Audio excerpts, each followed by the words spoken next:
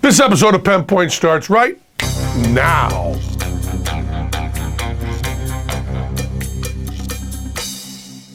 This episode of Penn Point is brought to you by HostGator. I went and saw Garth Brooks. Garth Brooks has a show, I guess called Garth, that's here in Vegas. It's a really, he retired, and it's a really easy schedule for him. We do shows all the time. We do 250 a year, but he's doing one like every 5 weeks. He does 2 shows, and he does 4 shows, 2 shows a night for Friday and Saturday. And one of the hardest tickets to get in Vegas. It's like $2.50 to get in. It's a lot of money, and that's sold out months and months and months in advance. I mean, not like the Book of Mormon on Broadway, where you have to say, you have to will tickets, I want my children to see this in 20 years. But Garth is sold out. I guess you can pick up a ticket here and there, but he's pretty much sold out. And all the seats are good seats, and it's Garth Brooks. And look at me. I'm not a Garth Brooks fan. But I worked with him once. We did a show with him at the Hollywood Bowl, and it was right after Garth's mother and my mom died about the same time. So we talked about that a little bit. He was kind. He was sweet, and I love the way he did his show. Just everybody else played to the expensive seats down front, and Garth played to the cheapest seats in the back. And he just, he sings okay and stuff. It was fine. And so we went to see his one-person show, and my taste in music is a little different than Garth Brooks. But what I loved about Garth Brooks' show, is it's finally humanity coming to Vegas. For in the 80s, Vegas was totally cheesy. It was like these horrible guys doing George Burns impersonations. It was just terrible, this kind of borderline racist impressions, and homophobic, and misogynist, and just really unpleasant shit. The whole 80s, and after the Rat Pack flourishes, and Louis Prima and Elvis and all the great days of Vegas, there's this horrible time in the 80s. And then in the late 80s and the 90s and stuff, some good shows come in. I mean, Mac King and Blue Man Group, and also all the Cirque shows come in. And some people love the Cirque shows, and they're not really to my taste, because when I go to theater, when I go to entertainment, what I want to see is the glimpse of another person's heart. That's all I want. I want to see a little bit of honesty. I want to see a little bit of humanity. And that's all I want in theater, is humanity. It's all I want in music. It's all I want in arts. And there are some people that like big spectacles. So what they want is to take people with beautiful bodies and put them in bird masks, and then have them rollerblade in a half tube. Half pipe, I guess that's the term. I'm not, obviously I'm not a skateboarder or rollerblader or anything, so I don't know. But whatever that is, they have them do fancy tricks, and it's all, it eliminates the individual. It's a collective. It's all just flash and loud and colorful, and many, many things going on in many, many different places, and not really what I call an idea or what I call humanity. But people love it, great. But that's the way Vegas has been now for, we're kind of bucking that trend as 2 guys without many props and talking, and we'll tell her not talking.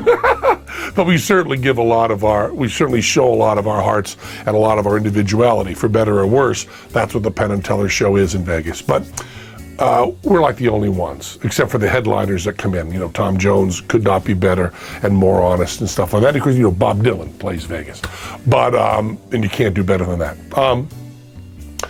But I have been predicting that there would be a Vegas show that was human and personal and at a small level. And I was hopeful of Celine Dion, I was hopeful of Elton John, but they did big spectacle shows.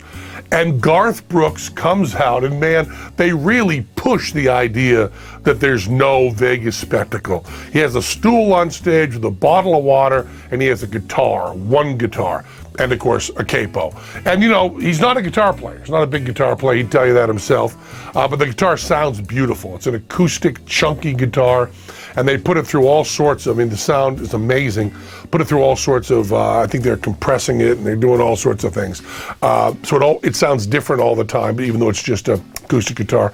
And his voice is mic'd beautifully. And I believe there's, you know, 500 lighting changes, but all subtle, and a smoke machine that's very subtle, but it shows the lights through there. And he comes out wearing, you know, comfortable jeans and like sneakers or boots or something, and a work shirt. I'm a big fan of work shirts, and like a baseball hat, not even like a cowboy Garth Brooks hat. And he just talks and sings songs to the audience. Now, the points he makes, what he considers to be the history of music in the 60s, 70s, 80s, and 90s is very different from what I would see. I mean, his ideal for songwriters, his ideal songwriters are James Taylor, who's Bad Leroy Brown, Jim Croce, I said James Taylor, Billy Joel, Bob Seger. These are like the top people. And he does this little section about, you know, Bob Dylan, what's going on there. He writes from the heart, isn't this strange?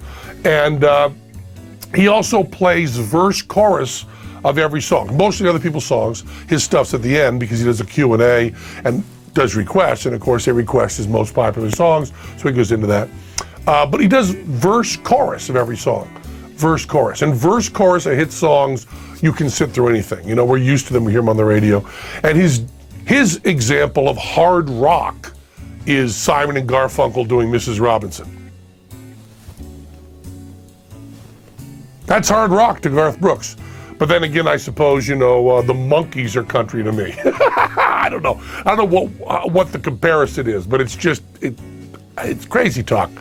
But he talks real nice. He talks about his parents, and even though the show is, I believe, scripted very, very carefully, and he keeps saying, oh, what was it? What was it? And kind of does this acting thing where he's trying to remember the song, and you know fully well that he knows it. The crowd loves it, and it really is human, and it really is great, and I love it for Vegas, because I hope there'll be more human, direct, straightforward shows coming in, even if, you know, they're carefully scripted and so on. Which ours is. Our show is carefully scripted too. But he does do one thing in the show that drove me crazy. He's talking about lyrics that make no sense. And he does a little bit of American Pie by Don McLean. He sings like, of course, you know, verse chorus, like you'd expect, has the audience sing along. And then he just pulls out a verse and says, who could understand what this means? And he just speaks, he does not sing it. Helter skelter in the summer swelter, the birds flew out from the fallout shelter, 8 miles high and fallen fast, and landed foul on the grass. The players tried for a forward pass with a gesture in the sidelines in a cast. And he says, does anybody know what that means? Anybody have any idea what any of that means? And he looks out of the audience and there's a laugh on that. And I raised my hand, you know, kind of as a joke for my wife. I mean, not disruptively, but kind of when I know a little bit about what it means. I mean, is he really, he has no idea what that means? He has no idea that Helter Skelter was a song by the Beatles? He has no idea that that was later what started the, what Charlie Manson talked about in the Tate Bianca murders? Bianca? But no, I don't know, whatever. The murders. He has no idea that that's Helter Skelter in the summer swelter. And the birds, he doesn't know were, you know, Roger McGuinn and David Crosby, Stephen Stills. Stephen Stills and the Birds? I don't think so. He was in Buffalo Springfield. Never mind. But David Crosby and the Birds flew out from the fallout shelter. 8 Miles High, which is the big Birds hit about being stoned, and falling fast, landed foul on the grass. And then the gesture in the sidelines in a cast. Now maybe he doesn't know that Bob Dylan might have been the one he's referring to as the jester, and that Bob Dylan had the motorcycle accident right around that same time. But can he really pretend that he doesn't know that Helter Skelter was a song by the Beatles, and 8 Miles High was a song by the Birds, and the Birds were an LA rock band? Does he really not know that? I don't know. But anyway, Garth, everyone will sit down, have me explain American Pie and Bob Dylan to you anytime you want, and thanks for coming to Vegas. You make it a little more honest. Looking for a place to launch a blog or website? Frustrated with customer support at your current hosting provider? Go to HostGator and get up and running in minutes. With plans starting at just $3.96 a month. You get top-rated 24/7 customer service, access to tools including a website builder with over 4,000 templates. HostGator will even migrate your current site for free. Servers are 130% powered by wind energy. It's completely green web hosting. Unlimited disk space, unlimited bandwidth. 45-day money-back guarantee. $100 Google AdWords credit to market your website. Right now, for Revision 3 viewers, HostGator is offering 25% off your order or your first month free. Go to www.hostgator.com and enter the code PennPointRev3. PennPointRev3, PennPointRev3 at checkout to get your discount.